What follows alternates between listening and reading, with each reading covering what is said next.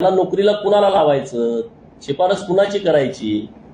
एकदा मुलगी नोकरीला लागली तर तिला माझ्यामुळे तुला नोकरी लागलेली आहे, त्या मुलींना परत कंपनीतून वेगवेगळे दबाव टाकून तुला कामावून काढून टाकेल.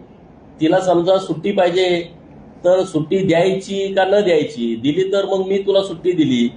त्या मुलींना वीकेंडला फिरायला घेऊन जायचं, वेगवेगळ्या रिसॉर्टला घेऊन जायचं, आता इकडे इमॅजिका सारखा आहे त्या ठिकाणी घेऊन जायचं, असं ठरवून हे सगळं रेकॉर्डला आलेलं आहे. याच्या FIR सगळ्या झालेल्या आहेत. हे प्रकरण अतिशय गंभीर आहे. या प्रकरणामध्ये जे जिहादी प्रवृत्तीची मुलं आहेत त्या सगळ्यांनी, एक तर प्रसंग असा घडला, इमॅजिकाला सगळ्या मुलींना घेऊन जायचं यांचं प्लॅन ठरलं, सर्व मुली तिकडे गेल्या नाही, चुकून एक हिंदू मुलगी इमॅजिकाला त्यांच्यासोबत गेली. त्या मुलीला त्यांनी बरोबर जाळ्यामध्ये ओढलं.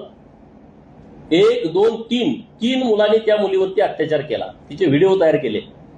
व्हिडिओ व्हायरल करेन किंवा याच्याशी रिलेशन आहे ते तुझ्या घरी सांगेल म्हणून दुसऱ्याचं आणि पहिल्याचं रिलेशन आहे म्हणून तिसऱ्यानं, असं त्या एका मुलीवरती तिघांनी अत्याचार केलाय.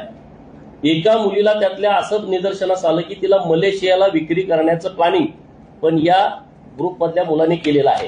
हे सगळे आता जे प्रकरण आहे ते प्रकरण अतिशय गंभीर आहे.